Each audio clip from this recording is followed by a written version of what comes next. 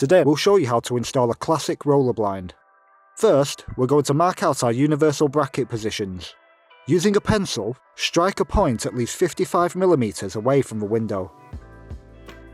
And do the same for the other side of the recess.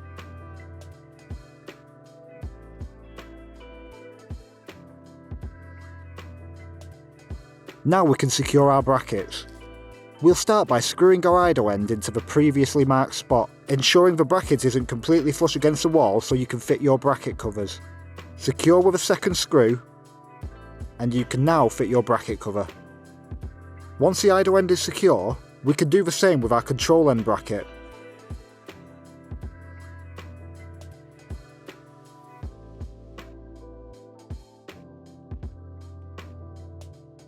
Now our brackets are in place, we can install the roller blind.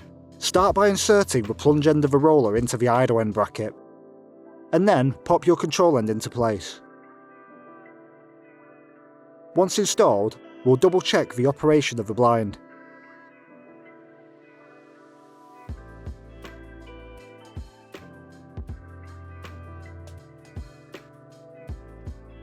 Your roller blind will come with child-safe easy break connectors, which will break apart under too much pressure and will easily click back together.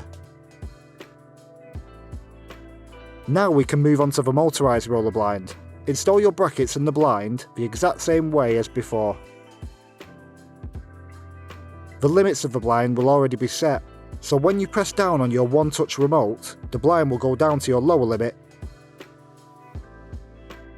and vice versa with your upper limit when you press the up button. And that's how to install your manual and motorised classic roller blind.